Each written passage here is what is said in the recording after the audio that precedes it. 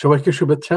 আমি ডক্টর জিয়াউদ্দিন আহমেদ, ৬ষ্ঠ বিশ্ব সিলেট সম্মেলনের মহাসচিব। আমাদের বিশ্ব সিলেট সম্মেলন একটা আন্দোলন। এই আন্দোলনের মধ্যে দিয়ে আমরা যদি মানুষকে উদ্বুদ্ধ করতে পারি, কিভাবে সংযোগ স্থাপন করা, সংগঠিত করা আর উন্নয়নের সহায়তা করা, তাহলে মনে করব আমাদের এই আন্দোলনটা সার্থকতার দিকে যাচ্ছে। আজকে আমাদের যে অনুষ্ঠান শুরু হচ্ছে সেটা হচ্ছে স্বাস্থ্যের উপরে। স্বাস্থ্যসেবা, সিলেটের স্বাস্থ্যসেবা উন্নয়নে কি করণীয়? আমরা জানি স্বাস্থ্যসেবাটা খুবই জরুরি একটা ব্যাপার সমস্ত পৃথিবীতে। তো আমরা চেষ্টা করছি সিলেটের স্বাস্থ্যসেবা নিয়ে কথা বলতে, এজন্য যে আমরা যদি একটা ডিস্ট্রিক্টকে, একটা ডিভিশনকে যদি আমরা মডেল করতে পারি, যে স্বাস্থ্যসেবা দিয়ে বিদেশ এবং প্রবাসের চিকিৎসকদের সহায়তায়, তাহলে সমস্ত বাংলাদেশি মডেলটা হতে পারে। এটা আমরা চেষ্টা করব, যেহেতু আমরা সিলেটের সবাই একজন আরেকজনের আত্মীয়, আমরা বন্ধনে আবদ্ধ। তো প্রথমে আমি আমাদের আজকের বিশেষ অতিথি ইরতেশামুল হক দুলাল। আমরা সবাই জানি যে দুলাল মহাসচিব বাংলাদেশ মেডিকেল অ্যাসোসিয়েশন। এটা একটা বিরাট ব্যাপার। আমার মনে হয় না মুক্তিযুদ্ধের পরে কেউ মহাসচিব হয়েছিলেন কিনা। আর সে হেলথের ডিরেক্টর প্রাক্তন, এবং সে একজন উদ্যোক্তা এবং সে একজন সংগ্রামী।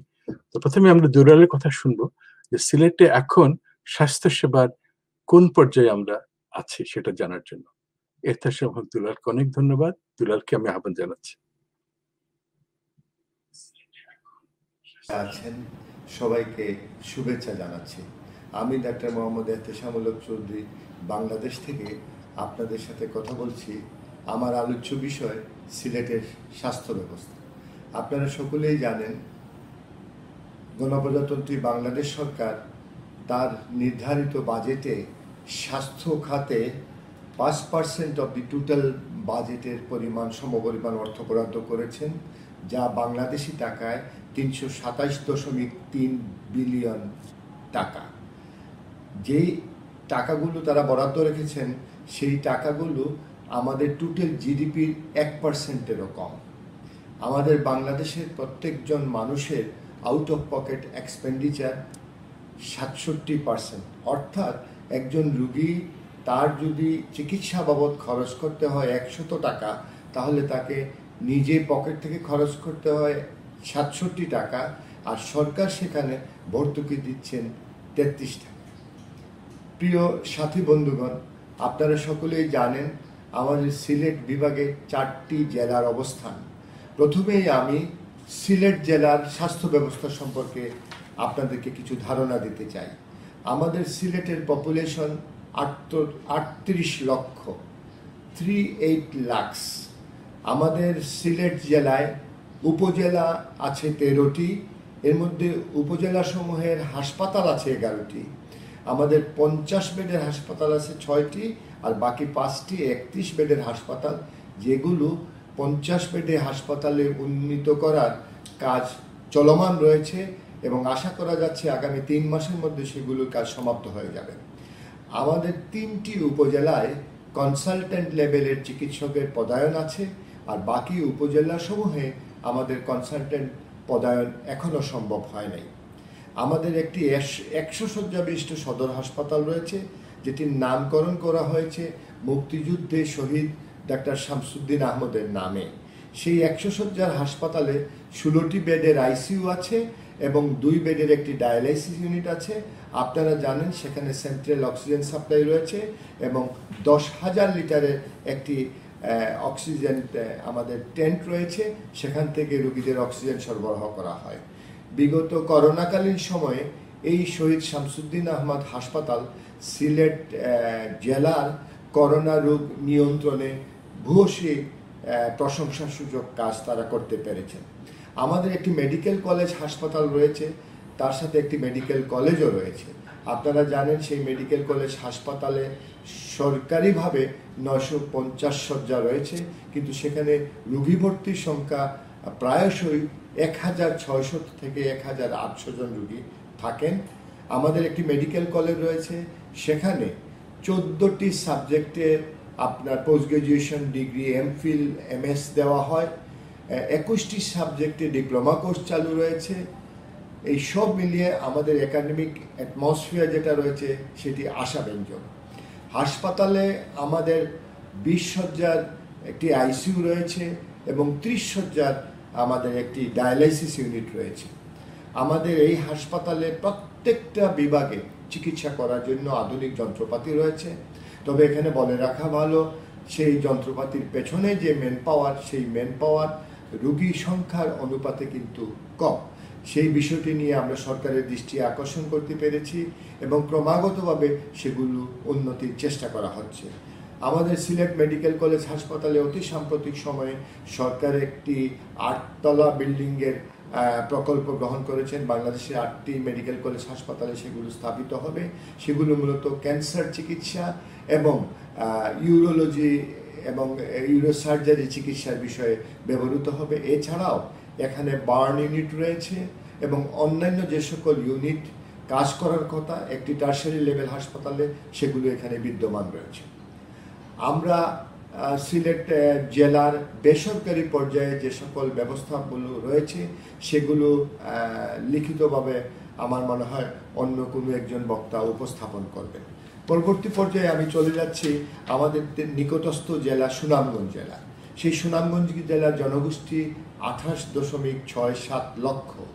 এখানে একটি 250 বেডের হাসপাতাল রয়েছে এবং আপনারা জেনে খুশি হবেন যে সুনামগঞ্জ জেলায় মাননীয় পরিকল্পনা মন্ত্রীর একান্ত চেষ্টায় এবং সেখানে সকল জনগোষ্ঠীর সুবিধার্থে একটি মেডিকেল কলেজ হাসপাতাল এবং একটি মেডিকেল কলেজ স্থাপনার সরকারের পরিকল্পনা ছিল।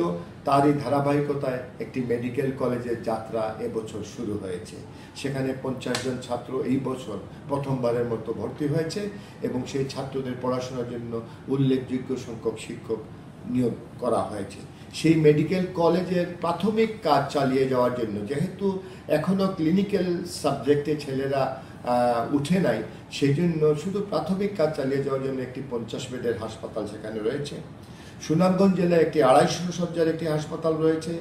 সেই 250 শয্যার হাসপাতালে সেন্ট্রাল অক্সিজেন সাপ্লাই আছে। 6000 লিটারের আমাদের একটা অক্সিজেন টেন্ট আছে। সমসাময়িক সময়ে করোনা চিকিৎসায় সুনামগঞ্জ জেলাবাসীর জন্য সুনামগঞ্জ সদর হাসপাতাল ভূয়সী প্রশংসাসূচক কাজ করেছেন। সেখানে আমাদের আইসিইউ এবং ডায়ালাইসিসের ইউনিট চালু করার জন্য সরকার পদক্ষেপ নিয়েছে এবং সেগুলো নির্মাণের কাজ চলমান। সেখানে প্রত্যেকটা ডিসিপ্লিনের আমাদের চিকিৎসকরা রয়েছেন এবং তারা দিনরাত জনগণের দোরগোড়ায় স্বাস্থ্যসেবা পৌঁছে দেওয়ার কাজ করছেন।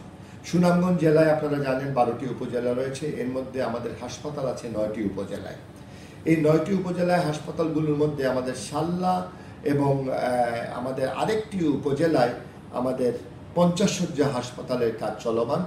আর বাকি হাসপাতালগুলো 50 শয্যার হাসপাতালগুলো প্রায় শেষের দিকে, অতি শীঘ্রই সেগুলো চালু হবে। এখানেও বলে রাখা ভালো, সুনামগঞ্জ জেলায় কিন্তু প্রকট আকারে স্বাস্থ্যের ম্যান পাওয়ার অর্থাৎ চিকিৎসক ও অন্যান্য চিকিৎসকদের সহায়তাকারী স্বল্পতা রয়েছে। পরিকল্পনা মন্ত্রী এবং স্থানীয় সংসদ সদস্যদের বিষয়গুলো নজরে আছেন এবং আমরা সকলে মিলে সেগুলো সমাধান করার চেষ্টা করছি।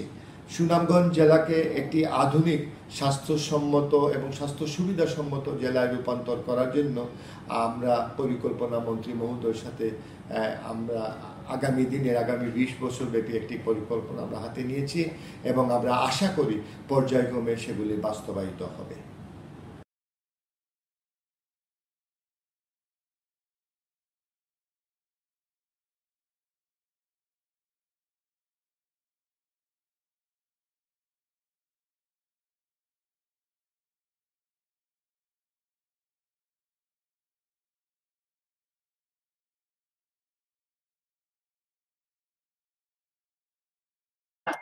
সরি, আমি মিউট করেছিলাম। আমি দুলালকে অনেক ধন্যবাদ তার সুন্দরভাবে সরকারের কথা বলার জন্য, কিভাবে সরকার স্বাস্থ্যসেবা এগিয়ে আসছেন।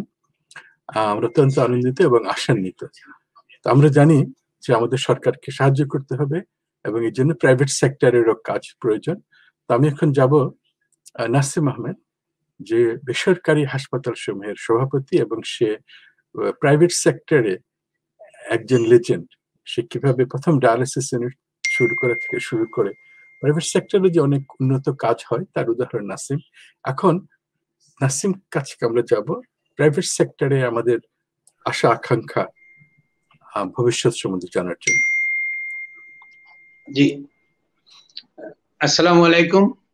আমি প্রথমেই আজকে যে বিশ্ব সিলেট সম্মেলনের ৬ষ্ঠ বছরের অনুষ্ঠান, এর পিছনে যাদের অবদান, আমি আজকের এই অবস্থান কেন বলতেছি, এটাকে ইন্টারন্যাশনাল এরিনাতে গ্লোবালি সব সিলেটের সবাইকে সম্পৃক্ত করা হয়েছে, এবং এর পিছনে যাদের অবদান, আজকের আয়োজক এবং কলাকুশলী সবাইকে আমার আন্তরিক ধন্যবাদ এবং কৃতজ্ঞতা এবং মুবারকবাদ জানাচ্ছি। এটা একটা বিরাট প্ল্যাটফর্ম এবং এইটাকে একটা ইনস্টিটিউশনাল ফর্মে নিয়ে আসা হয়েছে, এই জন্য আন্তরিক ধন্যবাদ। আজকের বাংলাদেশ, আমরা সুবর্ণ জয়ন্তীর দ্বার প্রান্তে। We are in the door step of the golden jubilee of Bangladesh. আমি প্রথমেই বাংলাদেশের স্বপ্নদ্রষ্টা জাতির পিতা বঙ্গবন্ধু শেখ মুজিবুর রহমান সাহেবের প্রতি আমার গভীর শ্রদ্ধা, বঙ্গবন্ধু কন্যা বাংলাদেশের প্রধানমন্ত্রী হার এক্সেলেন্সি শেখ হাসিনার প্রতি গভীর শ্রদ্ধা দিয়ে আজকের স্বাস্থ্য বিষয়ক অনুষ্ঠান আমার অংশগ্রহণ শুরু করছি। স্বাস্থ্য বিষয়ে যদি আলাপ করতে হয় সিলেটে, তাহলে আমি বাংলাদেশের আঙ্গিক থেকে সিলেটে একটু আসতে চাই। বাংলাদেশে আমার পূর্ববর্তী বক্তা এহতেশাম চৌধুরী সুন্দরভাবে বলে গেছেন, overall in logistic support in infrastructure of the health. বাংলাদেশে এখন আপনার স্বাস্থ্য ব্যবস্থায় ইন্ডিকেটর গুলা খুবই ভালো, এভারেজ লাইফ স্প্যান ভালো, ইনফেন্ট মর্টিলিটি কমে আসছে, ম্যাটারনাল মর্টিলিটি কমে আসছে, নিওনেটাল মর্টিলিটি কমে আসছে।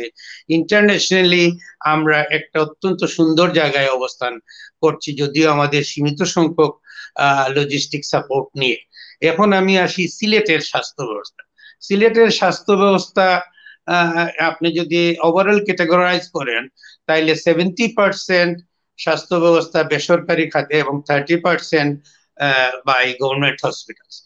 তো সিলেটের যদি আমি একটু পিছন থেকে, ইতিহাস থেকে একটু আসতে চাই, সিলেটের স্বাস্থ্য ব্যবস্থা পুরোপুরি বর্ণনা করতে হলে আপনি 1962 সালে সিলেট মেডিকেল স্কুল থেকে সিলেট মেডিকেল কলেজ এর স্থাপন হয়, এবং অলমোস্ট একই সময়ে বেসরকারি ভাবে একটা ছোট্ট পরিসরে আমার বাবা প্রয়াত ডক্টর শফিকুর রহমান, উনি নূরজাহান আই হসপিটাল স্থাপন করেন, এবং সিলেট অঞ্চলের এটাই প্রথম বেসরকারি ছোট পর্যায়ে বেসরকারি হাসপাতালের সূচনা। এবং এইটা থেকে 62 থেকে যদি আপনি 84 পর্যন্ত আসেন, 1984-এ আমরা নূরজাহান হসপিটালকে বিভিন্ন মাল্টি সেক্টরিয়াল জেনারেল হাসপাতালে রূপান্তর করি, এবং একই সময় আরো একটি বেসরকারি হাসপাতাল সিলেট নার্সিং হোম নামে আসে, এবং এই দুটি হাসপাতাল দিয়ে সিলেটের বেসরকারি খাতে হাসপাতালের সূচনা। আজকে যদি আপনার 84 থেকে 2021 পর্যন্ত আজকে দেখি, দীর্ঘ পথ পরিক্রমায় আমরা নূরজাহান হসপিটাল থেকেও ধরেন আমরা প্রথম ডায়ালাইসিস ইউনিট সিলেট অঞ্চলে স্থাপন করেছি, প্রথম লেপারোস্কোপি এনেছি, প্রথম আইসিইউ, প্রথম সিসিইউ। এটা হলো বেসরকারি খাত থেকে সিলেটের স্বাস্থ্য ক্ষেত্রে just introduction of those things. এরপরে এখন দেখেন আপনি 55 প্রাইভেট হসপিটাল এবং 65 diagnostic center in Sylhet. It is a very strong position of the health scenario in Sylhet. ক্রমান্বয়ে এবং এখন 5টি বেসরকারি মেডিকেল কলেজ সিলেটে আছে।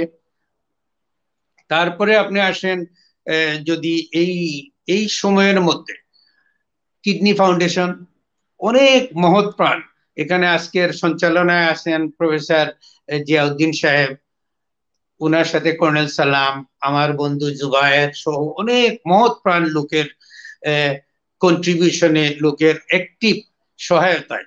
এবং আমি এইখানে জিয়া ভাইকে অবশ্যই আমি আমার my respect to him and সালাম টু হিম, যে কিডনি ফাউন্ডেশনের মতো একটা সেন্টার করে সিলেটে প্রচুর লোককে ডায়ালাইসিস দিয়ে যাচ্ছেন।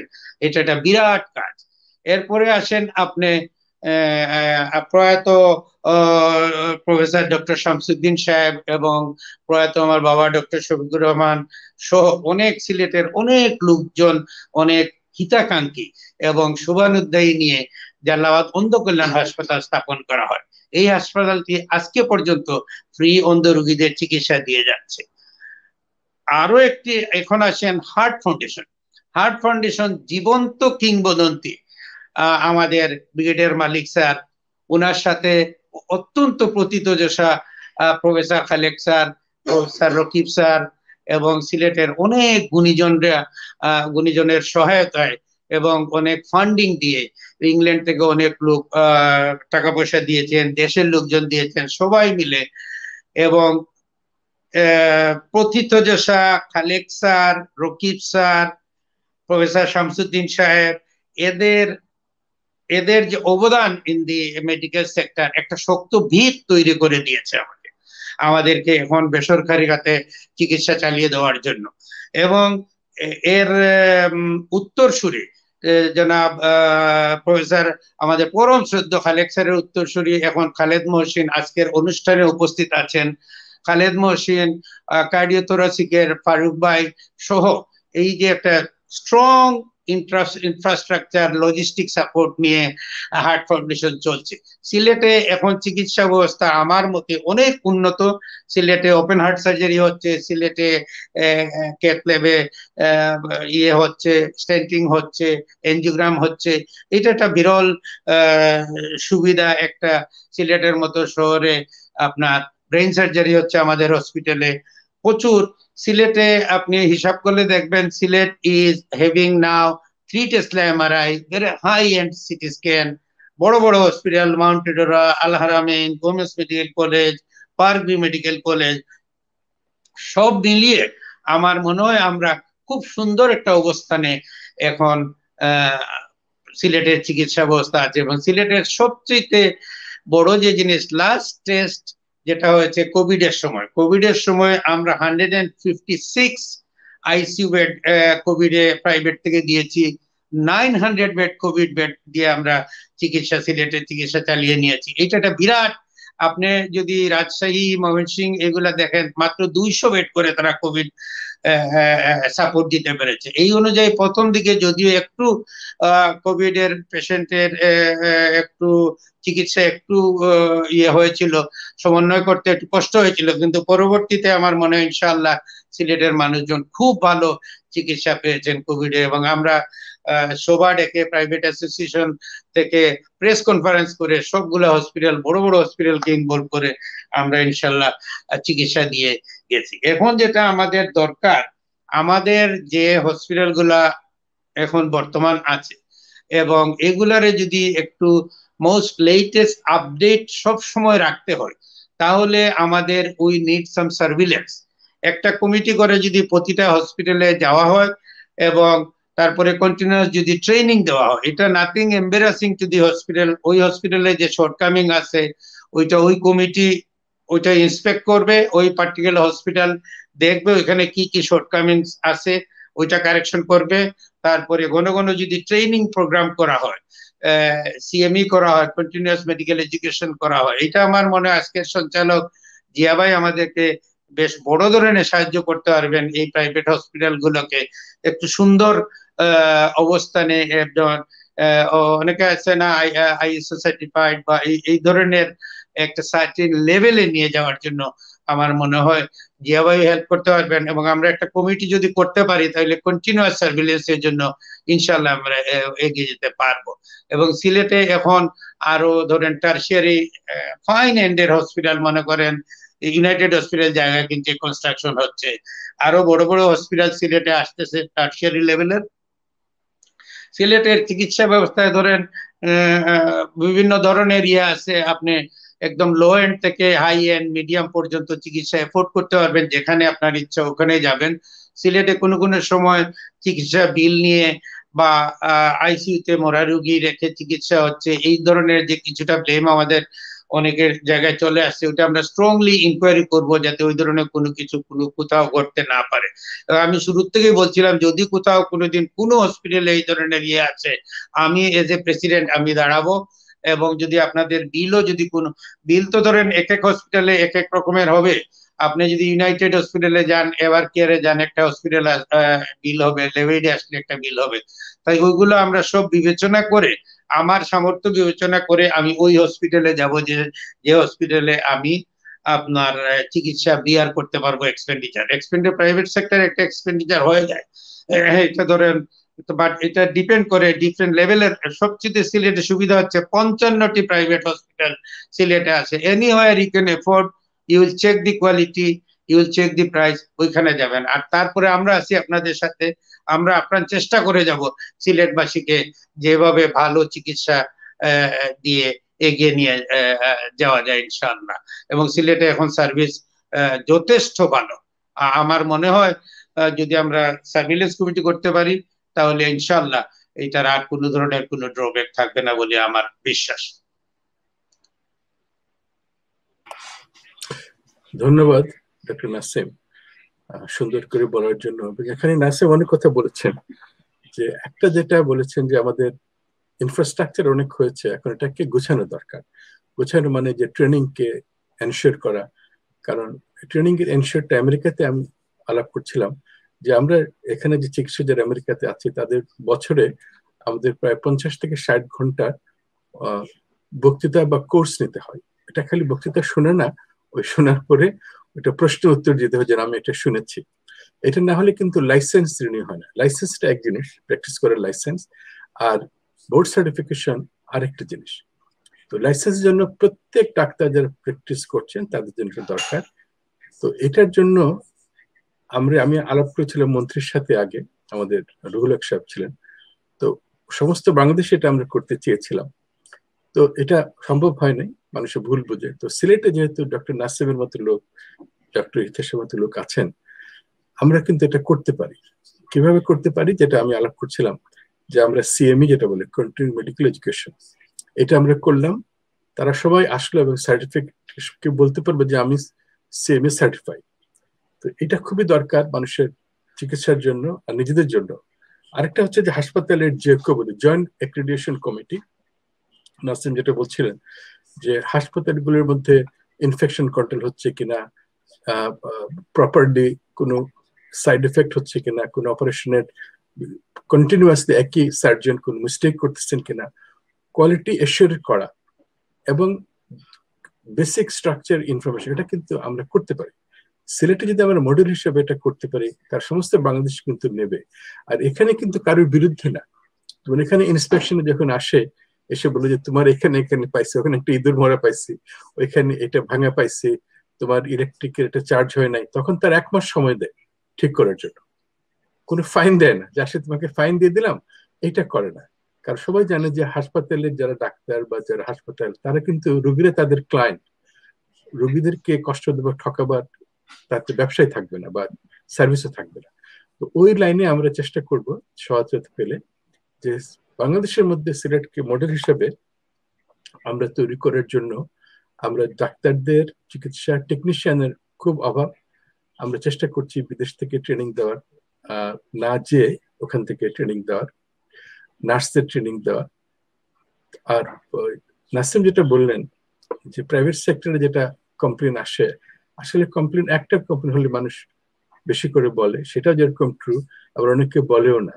তো আমাদের জন্য বেস্ট হবে যে আমেরিকাতে যেরকম হয়েছে, যে ডাক্তারদেরকে দায়িত্ব দেওয়া হয়েছে ডাক্তারদের মিস্টেকের জন্য, বলছে যে তোমরা তোমাদের মিস্টেক সামলাবো, আমরা লয়ার আর ইঞ্জিনিয়াররা করলে তো হবে না। তো এখন ডাক্তাররাই কিন্তু ডাক্তারদের অনেক কন্ট্রোল করে, যেন তার 2-1 জন মিস্টেকের জন্য অন্যরা যেন বিপদে না পড়ে।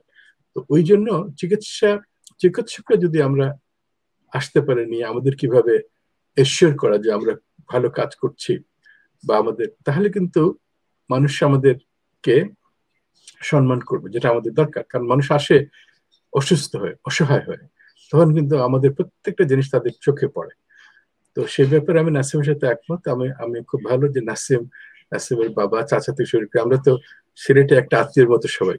তো এই জন্য আমাদের এখানে কিন্তু এসব করা সম্ভব। আর আরেকটা জিনিস যেটা, প্রবাস থেকে অনেকে আমরা যারা আছে অনেক বছর থেকে বন্ধু, তারা কিন্তু করতে চান। এবং বাংলাদেশের যে নাসিম যে বললে যে এত লিস্ট প্রাইভেট হাসপাতাল, তার মধ্যে দেখা যাবে অনেকে কিন্তু প্রবাসীর প্রণোদনের মধ্যে ইনভলভ আছে, উইমেন্স মেডিকেল কলেজ থেকে শুরু করে ইভেন কিডনি ফাউন্ডেশন বা সবখানে কিন্তু আছে, হার্ট ফাউন্ডেশন।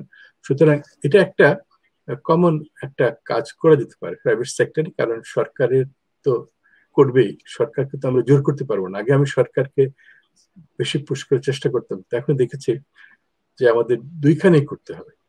তো আমরা এটা নিয়ে পরে আবার আলাপ করবো।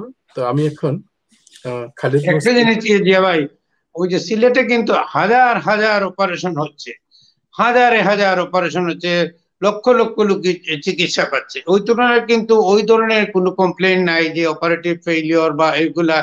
আল্লাহর মেহেরবানি, ওই তুলনামূলক ভাবে ধরেন যারা ভালো কাজ করছে তাদের তো প্রিসিশন অবশ্যই থাকতে হবে। হঠাৎ হয়তো একটা দুইটা হচ্ছে, কিন্তু ইট ইজ ভেরি নেগলিজেবল। আপনি অনেকগুলো, আমার এখানে ব্রেন সার্জারি হয়, ইয়ে হয়, অর্থোপেডিক, গাইন, অনেকগুলা অনেক জায়গায় আনকাউন্টেড অপারেশন সিলেটে হচ্ছে, কিন্তু তারপরে কিন্তু ওই ধরনের ধরেন হেভিলি ইনফেক্টেড বা mortality, unexpected mortality, operative anaesthetic Hazard, এগুলা কিন্তু তুলনামূলকভাবে খুবই কম। আল্লাহর মেহেরবানি, এইটা ধরেন, এটা অ্যাপ্রিসিয়েশন দিতে হবে to the doctors team and the whole health structure scenario. Absolute, এটা কোনো সন্দেহ নাই। তবে একটা পয়েন্ট এখানে থাকবে নাসিম, যে আমাদের যে হচ্ছে কম, আমেরিকাতে যেরকম আমরা যদি বলি যে কম হচ্ছে, তা বলবে দেখাও। কারণ আমাদের একটা লগ থাকে, যেমন 100টা অপারেশন হয়েছে, অপারেশনের 5 দিন পরে রুগী বাড়িতে যেতে পেরেছে কিনা, কমপ্লিকেশন কি হয়েছে, ওটা যখন তারা লিখে, তখন এটা কিন্তু বাইরে দেওয়া হয় না। নিজের হাসপাতালে যদি দেখা যায় যে আমি একজন সার্জন, আমি 2টা মিস্টেক করলাম, তখন আমাকে কিন্তু চাকরি থেকে বাইর করবে না, আমাকে ট্রেন করে কারেক্ট করবে। এটা কিন্তু বাইরে অ্যালাউড না বলা, মানে লিগালি অ্যালাউড না। তো হাসপাতাল নিজেদের মর্টালিটি মরবিলিটি কনফারেন্সে যখন দেখে মিস্টেক, দেখে নার্স একটা ভুল করলো, কারণ আমেরিকাতে প্রচুর ভুল হয়, আগে ধরা যেত না। যেহেতু এখন একটা সিস্টেম হয়েছে, এখন ভুল দেখার পর লাভ কি হয়, ওই হাসপাতাল কিন্তু ইমপ্রুভ করতে পারে, কাউকে প্যারালাইজ করে না। 3-4 বার ইমপ্রুভ করতে না পারলে, তো আমাদেরও যেটা তুমি যেটা বললে, এটা খুব ভালো খবর। কিন্তু তার মধ্যে যদি একটা সিস্টেম থাকে যে প্রত্যেক সার্জনে অপারেশন করেছেন, ইনফেকশন হয়েছে, কত পার্সেন্ট হয়েছে, কিছুটা তো হচ্ছে, আমরা বলি না হয়তো, কিন্তু ওটা ইমপ্রুভ করা যাবে। তো এটা ঠিক যে বড় কিছু হচ্ছে না, হলে পেপারে জানতো, মানুষ জানতো। এই জন্য সিলেটের যে সার্জন বা চিকিৎসা যারা করছেন তাদেরকে আমরা শ্রদ্ধা জানাই, নিশ্চয়ই তারা ভালো করছে। আমরা চাই এটাকে এমনভাবে করা যেন এটা ডকুমেন্টেড থাকে, সিস্টেম ফলো করা হয়। যে যদি কেউ বলে যে আপনি কিভাবে জানলেন যে কমপ্লিকেশন হচ্ছে না, তখন আমাদের ডাটা থাকবে যে আমার হাসপাতালে এতটা অপারেশন হয়েছে, এই আমাদের কমপ্লিকেশন। আর কিন্তু এটা পাবলিককে দেখাবার জন্য না। আমেরিকাতে যেটা আইন হয়েছে সেটা হচ্ছে, তোমার হাসপাতালের কমপ্লিকেশন তোমার কাছ থেকে কেউ নিয়ে যদি পাবলিশ করে, তাহলে ও জেলে যাবে। মানে এটা পার্লামেন্টে আইন হয়েছে যে এটা নিজেদের মধ্যে থাকবে, এটা বাইরে নেওয়াটা ইলিগাল। কেউ বলতে পারবে না, যদি কেউ বলে দিয়ে বাইরে এটা আমার এখানে প্রবলেম হয়েছে, ও জেলে যাবে। কিন্তু এটা কেন করা হয়েছে, যে নিজের হাসপাতালকে উন্নত করার জন্য, নিজের ডাক্তারদেরকে ভালো ট্রেনিং দেওয়ার জন্য, এটা কিন্তু পেনালাইজ করার জন্য না। তো ওইভাবে যদি কেউ দেখে, অনেকে ভয় বলে না বাংলাদেশে কোন হাসপাতালে প্রবলেম হলে যে আমার ডাক্তার কমে যাবে, আমাদের চিকিৎসার মান কমে যাবে, এটা আমাদের বাইরে দেওয়ার কথা না। এটা নিজেদের মধ্যে উন্নতি করার জন্য, এটা সিস্টেম আমরা এটা আলাপ করতে পারি ভবিষ্যতে। তো আমি এখন দেখি খালেদ মহসিন আসছে নাকি। খালেদ মহসিন আমাদের কার্ডিওলজিস্ট, সে সিলেট। ভাই আছি আমি, হ্যাঁ। আচ্ছা, তো খালেদের কাছ থেকে আমি শুনবো, যেহেতু কার্ডিয়াক ব্যাপারটা আমাদের খুবই হৃদয়ের কাছের ব্যাপার, এবং সিলেটে যে হার্ট ফাউন্ডেশন ব্রিগেডিয়ার মালিক শুরু করেছে, এবং তুমি এটা এখন কর্ণধার। তো এটার সম্বন্ধে ওভারঅল আরেকটা জিনিস, যে সিলেটে অনেক স্পেশালিটি সিলেটে নাই, তো ওইটা ঢাকাতে আছে। তো ওইখান থেকে আমরা সিলেটে কিভাবে, প্রথম কথা কার্ডিয়াক ইস্যুতে আমরা কোথায় আছি হার্ট ফাউন্ডেশনে, আর সেকেন্ড হচ্ছে যে যারা যেসব সাবজেক্ট নাই, যেমন রুমাটোলজি নাই, অনেক কিছু হয়তো নাই, মেডিকেল কলেজগুলোতে এগুলো আনা যায় কিনা, আনা না গেলে কিভাবে এগুলো প্রাইভেট সেক্টরে আনা যেতে পারে। খালেদ মোসেন। ধন্যবাদ জিয়া ভাই। আমি প্রথমেই এই 6ষ্ঠ বিশ্ব সিলেট সম্মেলনের যারা অর্গানাইজার এবং এর প্রাণ পুরুষ অধ্যাপক জিয়াউদ্দিন সাদিক ভাইকে আমার আন্তরিক ধন্যবাদ জানাচ্ছি আমাকে এই অনুষ্ঠানে আমন্ত্রণ জানানোর জন্য।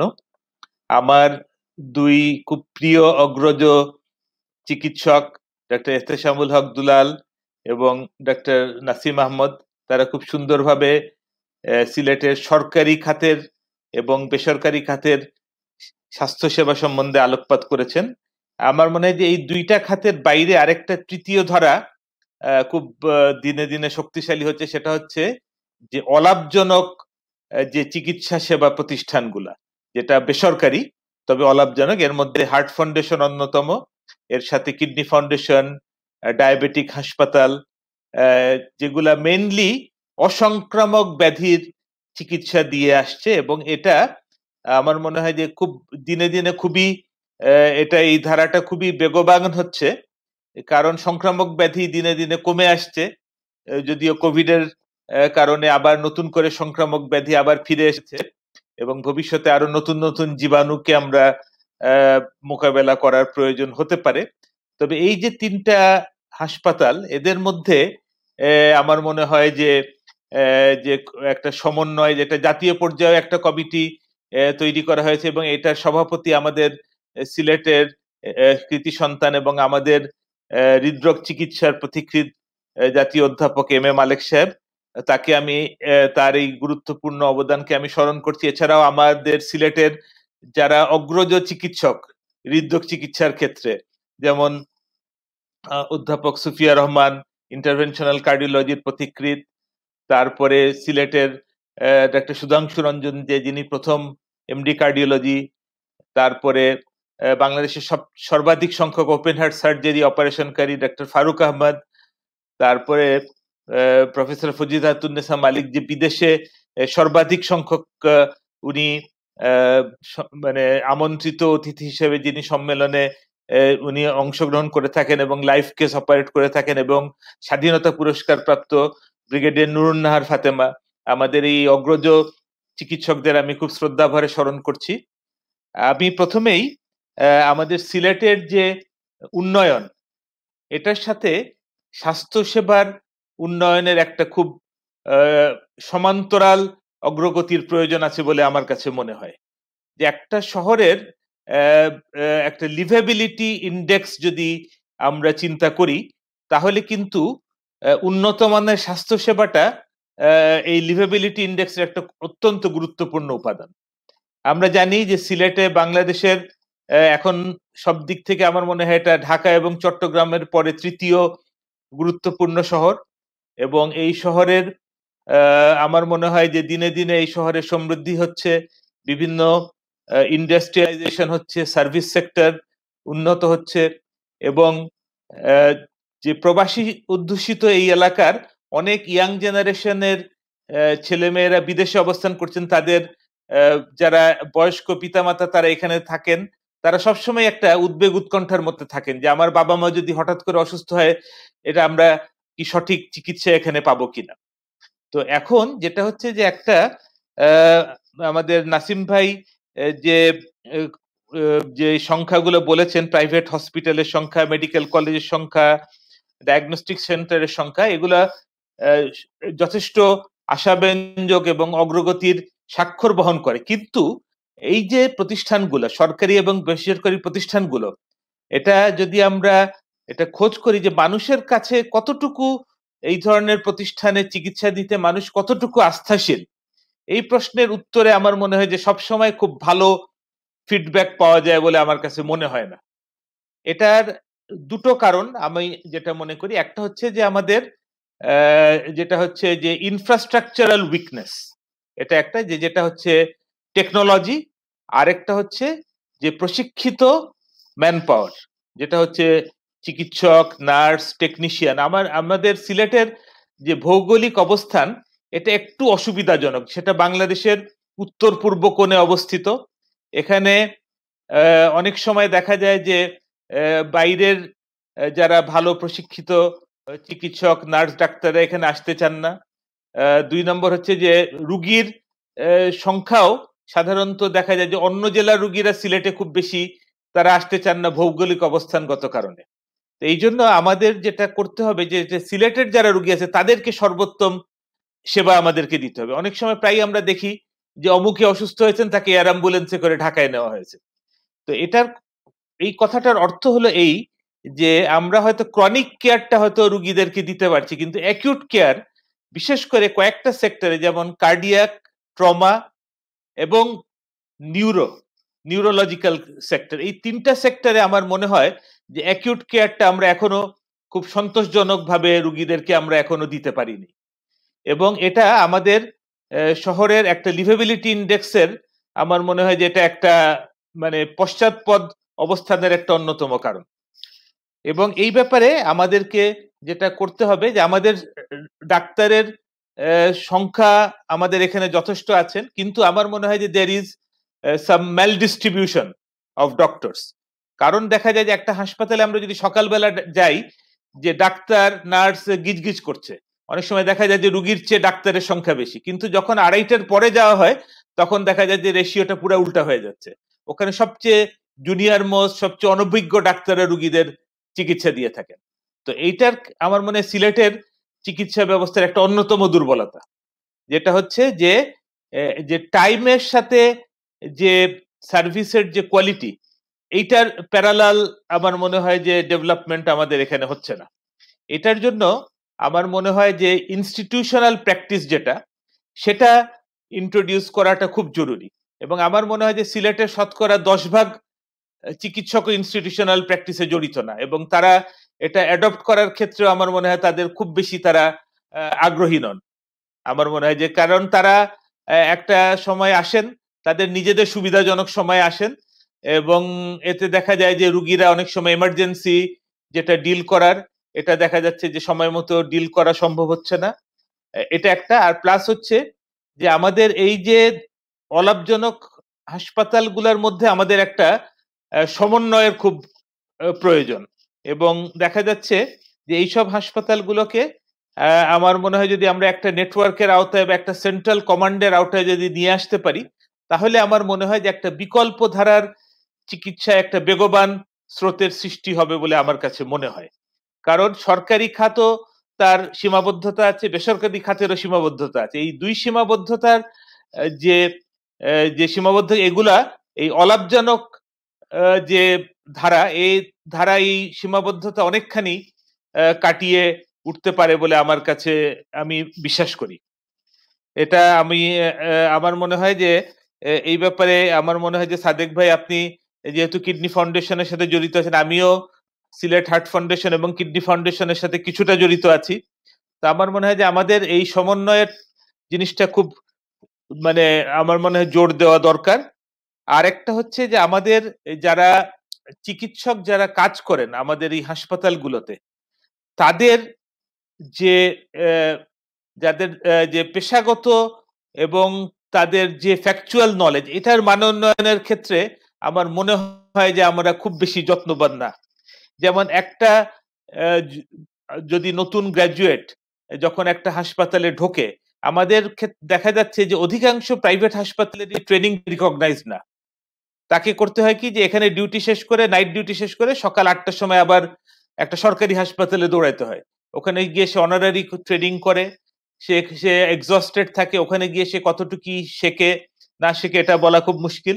তো আমার মনে হয় যে প্রাইভেট হাসপাতাল যেগুলো আছে সেগুলাকে একটা মানদণ্ড বেঁধে দিয়ে এখানকার ট্রেনিংকে আমার মনে হয় যে রিকগনাইজ করা, তারা যাতে সিএমই প্রোগ্রামে পার্টিসিপেট করে। এটা ইউএসএ তে বা উন্নত দেশে আছে যে তোমার চাকরি স্থায়ী করার ক্ষেত্রে, প্রমোশনের ক্ষেত্রে, ইনক্রিমেন্টের ক্ষেত্রে তোমাকে একটা নির্দিষ্ট সংখ্যক সিএমই তোমাকে অবশ্যই অ্যাটেন্ড করতে হবে। না অ্যাটেন্ড করলে তোমার প্রমোশন হবে না, বা তুমি পোস্ট গ্রাজুয়েট কোর্সে তোমাকে এনরোল করা হবে না। এই ধরনের কিছু জিনিস আমাদের তৈরি করা দরকার। আমার মনে হয় যে এই ব্যাপারে আমি আমাদের যারা বিশেষ করে সাদেক ভাই, উনি দীর্ঘদিন আমেরিকায় চিকিৎসা সেবা এবং চিকিৎসা শিক্ষার সাথে জড়িত আছেন। আমার মনে হয় যে এই ব্যাপারে উনি আমাদেরকে দিক নির্দেশনা দিতে পারেন, এবং আমাদের যারা অগ্রজ চিকিৎসক প্রবাসী যারা আছেন তাদের ওখানকার যে ইনফ্রাস্ট্রাকচারাল যে আমার মনে হয় যে কিছু বাইন্ডিংস আছে, এই বাইন্ডিংস গুলো আমাদের দেশে এনফোর্স করাটা খুবই প্রয়োজন বলে আমার কাছে মনে হয়। আদারওয়াইজ আমরা আমার মনে হয় যে আমাদের যারা সিনিয়র চিকিৎসক যারা অবসরে যাবেন, তাদের আমার মনে রিপ্লেস করার মতো চিকিৎসক আমরা ভবিষ্যতে পাবো কিনা এটা নিয়ে আমার মানে বিশেষ করে খুবই মানে যথেষ্ট সংশয় রয়েছে। ঢাকা শহরে যথেষ্ট চিকিৎসক অ্যাভেলেবল আছেন, কিন্তু যেগুলা আমাদের পেরিফেরাল শহর যেগুলা, এই শহরগুলাতে আমার মনে হয় যে এই জিনিসের যথেষ্ট মানে বিশেষ করে মানসম্মত বিশেষজ্ঞ চিকিৎসকের ঘাটতি প্রচুর পরিমাণে রয়ে যাচ্ছে বলে আমার কাছে মনে হয়। এবং আমার মনে হয় যে এটা যদি আমরা পূরণ না করি, আমার মনে হয় যে ভবিষ্যতে বাইরে থেকে আমাদেরকে বিশেষজ্ঞ আমদানি করার মতো এরকম পরিস্থিতি সৃষ্টি হতে পারে। এরকম এটা যদি আমরা চাই না, তারপরেও এটা একটা বাস্তবতা। আমার মনে হয় যে এটা এই ব্যাপারে আমার মনে হয় যে যারা সরকারের নীতি নির্ধারক আছেন বা যারা উচ্চশিক্ষায় নীতি নির্ধারক আছেন, তারা এই ব্যাপারে আমার মনে হয় যে এটা চিন্তা ভাবনা করবেন। থ্যাংক ইউ খালেদ, খুব সুন্দরভাবে তুমি পরিচালনা করেছো। এটা নিয়ে আমরা আলাপ করবো, কারণ তোমার প্রত্যেকটা কথাই আমারই কথা, আর এগুলো খুব দরকার ছিল এবং আমরা প্রত্যেকটা জিনিসটা আলাপ করব, আজকে করবো যদি সময় থাকে। তা না হলে আমরা নিশ্চয়ই যে আমরা এই সম্মেলন বা এই অনুষ্ঠান করার পারপাসটা হচ্ছে যে আমরা কি প্রবলেম আছে এগুলো জানা এবং আরো উন্নত করা। তো খালেদকে ধন্যবাদ। আমি এখন শাহজামান ডক্টর বাহার, শাহজামান চৌধুরী বাহার এর কথা শুনবো। সে এই ফাউন্ডেশন গুলোর সম্বন্ধে কিছু বলবে। ডক্টর শাহজামান বাহার। বিসমিল্লাহির রহমানির রহিম। বিশ্ব সিলেট সম্মেলনের সকলকে জানাচ্ছি শুভেচ্ছা, সালাম। আজকে আমি এই সম্মেলনে সিলেটের স্বাস্থ্য ব্যবস্থা সম্পর্কে কিছু বলতে চাই। সিলেটে আপনারা জানেন যে সিলেটে ইদানিং অনেকগুলা বড় বড় হাসপাতাল তৈরি হয়েছে। এই হাসপাতালগুলোতে অনেক উন্নত মানের চিকিৎসা দেওয়া হচ্ছে এবং প্রতিনিয়ত উত্তরের মান বৃদ্ধি পাচ্ছে। কিন্তু এই হাসপাতালগুলোতে চিকিৎসা অত্যন্ত ব্যয়বহুল। এখানে উচ্চবিত্ত ছাড়া কেউ চিকিৎসা পাওয়ার সুযোগ নাই। বিশেষ করে মধ্যবিত্ত, নিম্ন মধ্যবিত্ত এবং হতদরিদ্র মানুষের চিকিৎসার কোনো সুযোগ নাই। এই হতদরিদ্র মানুষের চিকিৎসার একমাত্র ভরসা হচ্ছে সরকারি হাসপাতাল। আর আপনারা জানেন যে সরকারি হাসপাতালগুলো অত্যন্ত ওভারলোডেড থাকার কারণে সেখানে উপযুক্ত প্রপার চিকিৎসা দেওয়াটা খুবই কঠিন ব্যাপার হয়ে দাঁড়িয়েছে। এই অবস্থা থেকে উত্তরণ পেতে হলে আমাদের আসতে হবে অন্যভাবে। আমরা যদি চ্যারিটেবল হাসপাতাল তৈরি করি, এই চ্যারিটেবল হাসপাতাল থেকে হয়তো এই দরিদ্র জনগোষ্ঠী স্বাস্থ্যসেবা নিতে পারবে। আমাদের জনসংখ্যার 90% হচ্ছে এই দরিদ্র জনগোষ্ঠী। এখানে আমি উল্লেখ করতে চাই যে আমরা কিছু মানুষ এই ব্যাপারে এগিয়ে আসার কারণে সিলেটে কিছু চ্যারিটেবল হাসপাতাল তৈরি হয়েছে, কিছু হচ্ছে। এর মধ্যে আমি বলতে চাই national heart foundation Sylhet, national kidney foundation Sylhet, Lions children hospital Sylhet, Lions eye hospital Sylhet. এরা সবাই চ্যারিটেবল হসপিটাল। এরা অত্যন্ত স্বল্প মূল্যে চিকিৎসা সেবা দিয়ে থাকে। আর অত্যন্ত স্বল্পমূল্য চিকিৎসা সেবা দেওয়ার কারণে প্রতিটি অর্গানাইজেশনই অর্থনৈতিকভাবে কিছু সাফার করে। আমাদের এখানে বিভিন্ন দানশীল ব্যক্তিদের দানের কারণে এই হাসপাতালগুলো টিকে আছে। ন্যাশনাল হার্ট ফাউন্ডেশন সিলেট সব ধরনের হৃদরোগের চিকিৎসা করে। আপনারা জানেন হৃদরোগের চিকিৎসা অত্যন্ত ব্যয়বহুল। এই হাসপাতালে অত্যন্ত স্বল্প মূল্যে এখানে চিকিৎসা দেওয়া হয়। এখানে এখন সব ধরনের চিকিৎসা হয়, এমনকি ওপেন হার্ট সার্জারি বা বাইপাস সার্জারি সেটাও এই হাসপাতাল হয় এবং বিগত দিনে প্রায় 1/2 বাইপাস অপারেশন এখানে হয়েছে। কিডনি ফাউন্ডেশন তার ডায়ালিসিস ইউনিট শুরু করেছেন। আপনারা জানেন ডায়ালিসিসও একটা কিডনি রোগও একটা ব্যয়বহুল রোগ এবং কিডনি সমস্যা আমরা দেখি উচ্চবিত্ত থেকে নিম্নবিত্ত লোকের বেশি হয়। এই অবস্থায় তাদের এই ব্যয়বহুল ডায়ালাইসিস চালানো খুবই কঠিন হয়ে যায়। তারপরেও কিডনি ফাউন্ডেশন এখানে ডায়ালাইসিস কোনো ক্ষেত্রে হতদরিদ্র, কোনো ক্ষেত্রে সম্পূর্ণ বিনামূল্যে, কাউকে 20%, কারোর 50% এরকম ডিসকাউন্ট দিয়ে ডায়ালাইসিস চালিয়ে যাচ্ছেন এবং নতুন স্থায়ী হাসপাতাল তৈরির কাজ চলছে। আশা করা যাচ্ছে এই হাসপাতাল তৈরি হলে এই সেবার পরিধি আরও বৃদ্ধি পাবে। লায়ন্স চিলড্রেন হসপিটাল এটা একটা সিলেটের মাইল ফলক তৈরি করেছে। এখানে অত্যন্ত স্বল্প মূল্যে শিশুদের চিকিৎসা দেওয়া হচ্ছে, আমরা সেখান থেকে নিতে পারি কিছু। লায়ন্স আই হসপিটালও একই রকম। আমাদেরকে দৃষ্টি দিতে হবে যে আমরা আমাদের বৃহত্তর জনগোষ্ঠী যেখানে তাদের কাছে কিভাবে আমরা চিকিৎসা সেবা পৌঁছায় দেই। এর জন্য আমাদেরকে আমাদের দাতা ব্যক্তিদেরকে এগিয়ে আসতে হবে এবং দানশীল ব্যক্তিদের এগিয়ে আসতে হবে এবং বিভিন্ন চ্যারিটেবল হাসপাতাল তৈরি করতে হবে, অথবা যেসব চ্যারিটেবল হাসপাতাল এখন উপস্থিত এখন তৈরি হয়েছে তাদেরকে সহযোগিতা করে তাদের আর্থিক সমস্যা যাতে সমাধান করতে পারি, আর্থিক অবস্থা সমাধান করতে পারলে এখানে চিকিৎসা সেবা আরও বৃদ্ধি পাবে। এবং এদিকে আমরা যদি সবাই দৃষ্টি দেই তাহলে আমার মনে হয় এটা খুব কঠিন কোনো কাজ নয় এবং আমাদের এই হতদরিদ্র এবং নিম্নবিত্তের লোকজনের একটি চিকিৎসা সেবা পাওয়ার একটি দ্বার খুলবে। আমি সবাইকে উদ্যত আহ্বান জানাবো যে আপনারা সবাই এই সেক্টরের জন্য চ্যারিটেবল হাসপাতাল করার জন্য অথবা যেসব হাসপাতাল তৈরি হয়েছে তাদেরকে সহযোগিতা করার জন্য এগিয়ে আসুন। আমাদেরকে আসতেই হবে, আমাদের বৃহত্তম জনসংখ্যার লোকদেরকে আমাদের এই সেবা দিতেই হবে, এটা আমাদের দায়িত্ব। আমরা যারা এভাবে আছি এটা আমাদের দায়িত্ব এবং তাদের হক। আমি আমার কথা এখানে শেষ করছি। সবাইকে শুভেচ্ছা জানিয়ে আল্লাহ হাফিজ। বাহ, শাহজামান চৌধুরী বাহার, ডক্টর বাহার সুন্দর করে বললেন। একটা কথা বলা প্রয়োজন তার কথার প্রেক্ষিতে যে আসলে কিন্তু প্রবাস থেকেও, যেমন বিয়ানীবাজার ক্যান্সার এন্ড জেনারেল হাসপাতাল বিরাট বড় হাসপাতাল হয়েছে, সিলেটে মিজান একটা জাস্ট হেল্পের আই হাসপাতাল করেছে, এগুলো কিন্তু অনেকে করছেন। কিন্তু একটা জিনিস যেটা বাহার বললেন, ওইখানে কিন্তু সেবা দেওয়ার জন্য যে ডাক্তার বা সিস্টেম এটা কিন্তু তেমন ভাবে হচ্ছে না। আমাদের দায়িত্ব হবে যারা এই প্রবাস থেকে বিয়ানীবাজার ক্যান্সার হাসপাতালের মতো হাসপাতাল বা অন্য হাসপাতাল করছেন বা প্রাইভেটলিও অনেক ধরনের কাজ হচ্ছেন প্রাইমারি কেয়ারে, আমাদের উচিত হবে সেগুলোকেও কিভাবে উন্নত করা যায় তাদেরকে সাপোর্ট দিয়ে, ডাক্তার দিয়ে, তখন কি হবে যে সম্মিলিতভাবে আমরা এই কাজটা সাধারণ মানুষের জন্য কাজটা করতে পারবো।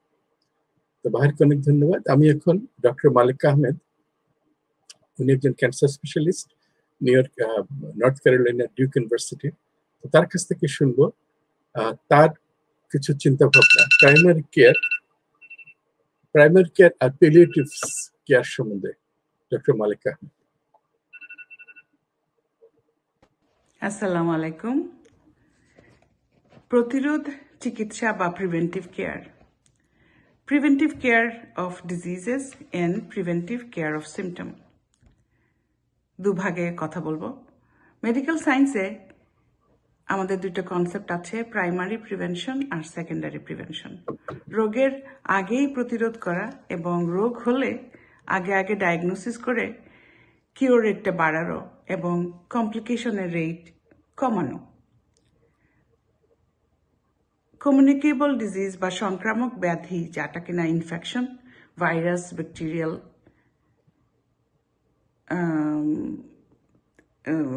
কৃমি, প্যারাসাইট, এদেরকে মোটামুটি প্রাইমারি প্রিভেনশন দিয়েই ম্যানেজ করা হয়।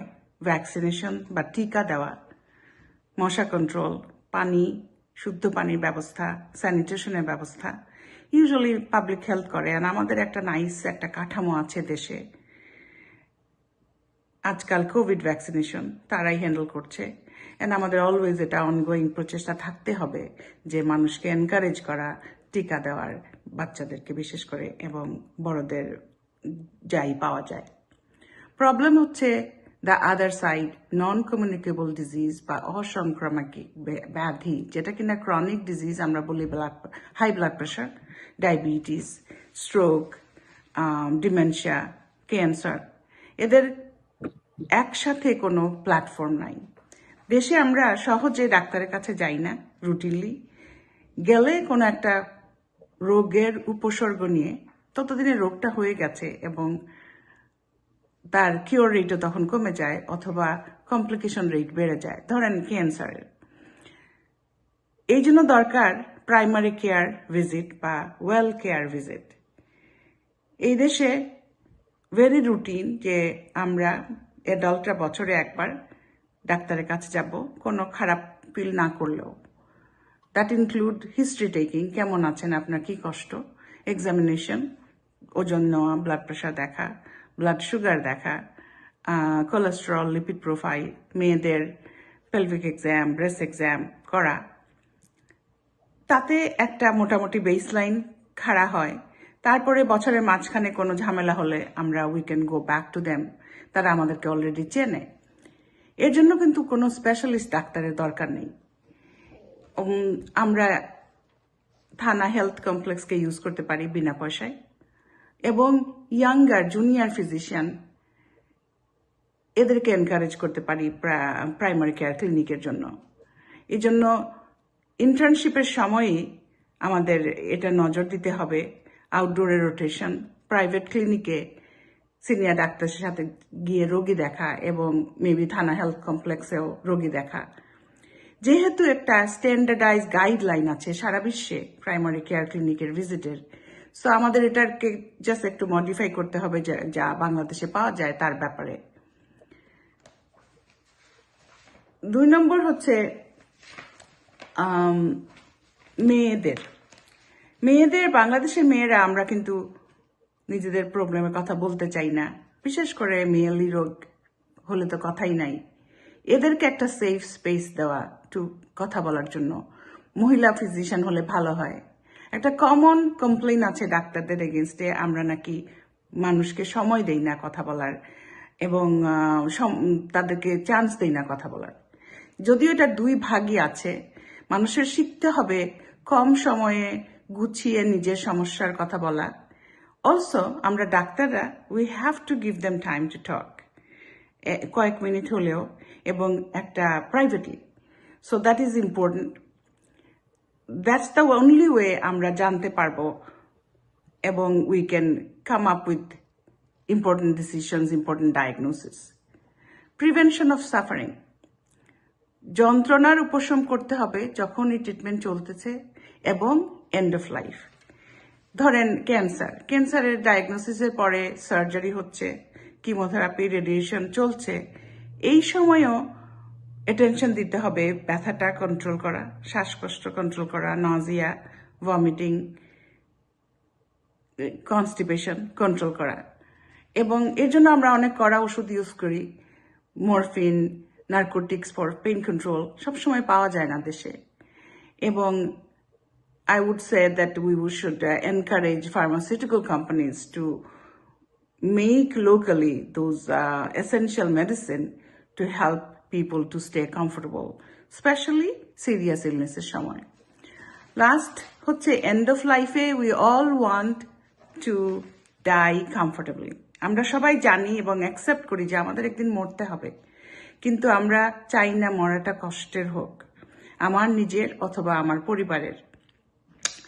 এটা ডাক্তারদের দায়িত্ব আমাদের, এবং ইটস এ নিউ স্পেশালিটি, অনেক কিছু নতুন করে শেখার আছে, how to deal with dying patient, এবং to concentrate on palliation of symptom. এই জন্য প্যালিয়েটিভ কেয়ার টার্মটা একটা সাব স্পেশালিটি হয়ে গেছে এখন, যে তখন খেয়াল করা কোন কোন ওষুধ বন্ধ করতে হবে, কোন কোন ওষুধ কন্টিনিউ করতে হবে, এবং কাকে দরকার নাই আর্টিফিশিয়াল লাইফ সাপোর্টের, advanced cancer patient, stroke patient, dementia patient.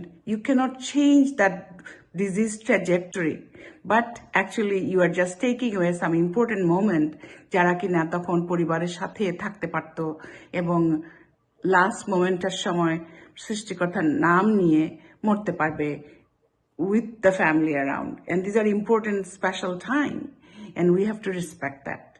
Also, পরিবারকে একটা বিগ 1000 টাকার বিল থেকেও আমরা বাঁচাতে পারি এইসব ডিসিশন আগে থেকে নিয়ে।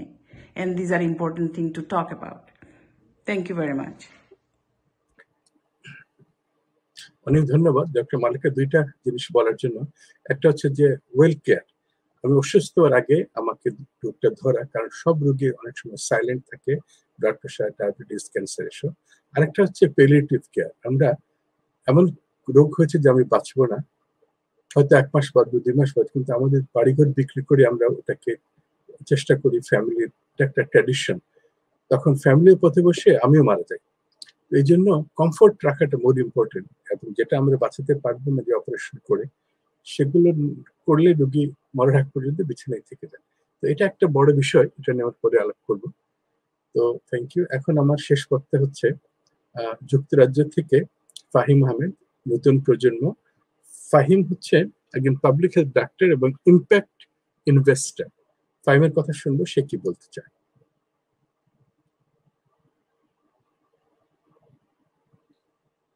Since the first documented migration of Bangladeshis in the 1970s, it's estimated that more than 3% of the total population of Bangladesh currently lives abroad across more than 150 different countries. With close to 1 million non-resident Bangladeshis, or NRBs, in the UK, and half that figure in the US, the greatest proportion currently resides in the Middle East, making us one of the most sizable diaspora groups living overseas.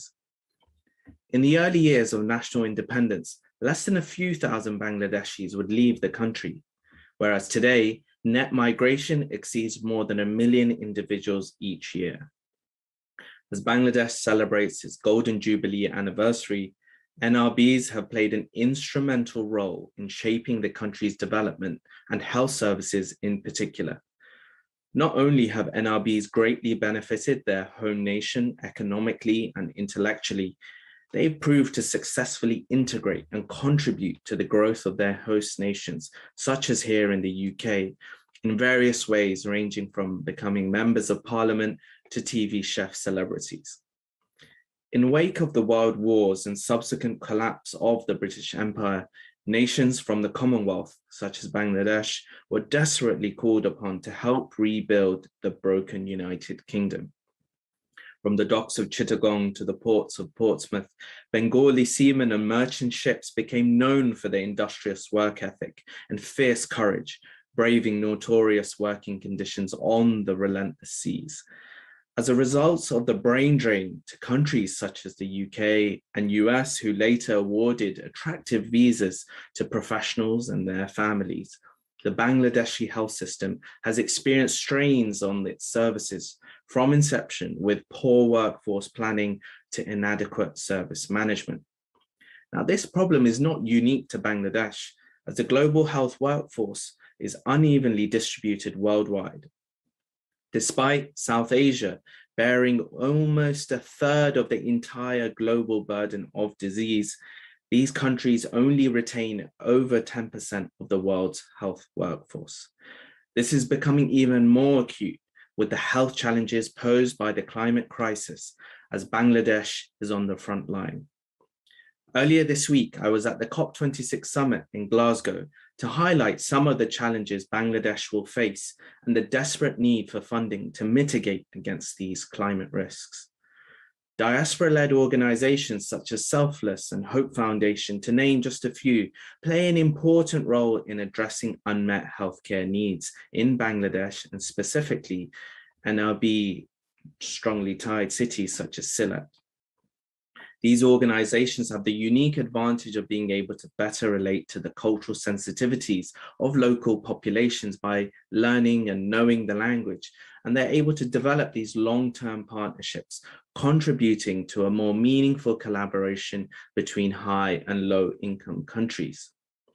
Now, Bangladesh is one of the world's most remittance-dependent countries, averaging approximately $20 billion of annual inflows. That constitutes to almost 10% of our national GDP. More than 2/3 of the Bangladeshi diaspora send remittances directly to their relatives and friends, who often personally manage this money, such as investing in local philanthropic projects, such as schools and hospitals. Now, with the greatest proportion of NRBs based in the UK coming from Sylhet, the Sylhet Women's Medical College Hospital was established in 2005 and is widely recognized as one of the diaspora's most significant healthcare contributions to the city.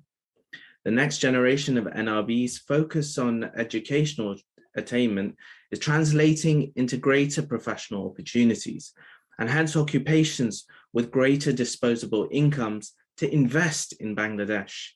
In turn, this presents another opportunity whereby more financially savvy and secure NRBs are seeking to invest beyond traditional Bangladeshi real estate and these philanthropic opportunities.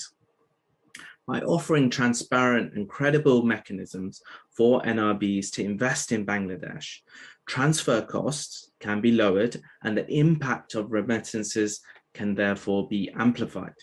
Last week, I was invited to as an institutional investor to the Bangladesh Securities Exchange Commission for their first ever investor roadshow in the UK, which showed promising developments in this space. Identifying projects that can range from establishing a national health system to health insurance coverage across Bangladesh, policymakers and financiers can design and present such opportunities to NRBs as a way of coordinating and aggregating their investments to focus sustainable healthcare development.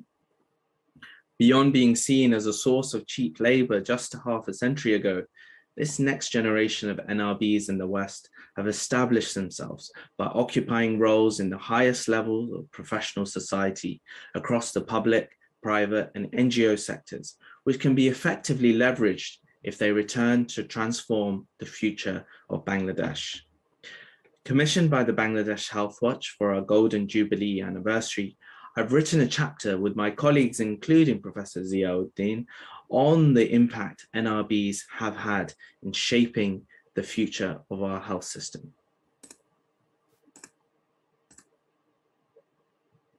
বাহ, thank you Fahim.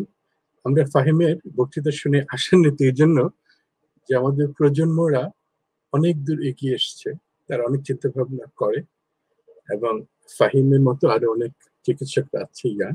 তবে ফাহিম সব দিক থেকে involve, আমাদের ভবিষ্যৎ প্রজন্ম, ভবিষ্যৎ leader. তো আজকে আমাদের অনুষ্ঠান এখানে সমাপ্তি। আমরা স্বাস্থ্য সেবা নিয়ে কথা বললাম, আমরা শুনলাম government sector, private sector, foundation, primary care, palliative care. তো আমরা ভবিষ্যতে এটা নিয়ে আরো বড় আকারে করব। আমরা সিলেটকে একটা স্বাস্থ্য সেবার মডেল হিসেবে, খালি স্বাস্থ্য সেবা নয়, ডাক্তারের চিকিৎসা, ছাত্রদের শিক্ষা, ডাক্তারদের শিক্ষা, নার্সের শিক্ষা সবই আমরা একত্রিত করতে চাই। কারণ আমরা একটা মডেল হিসেবে তৈরি করতে পারলে বাংলাদেশের প্রত্যেক শহরটা করা সম্ভব। সবাইকে শুভেচ্ছা জানিয়ে বিদায় নিচ্ছি। আমাদের পরবর্তী অনুষ্ঠান থাকবেন ও পর্যটনের উপরে আমরা আলাপ করবো। ধন্যবাদ।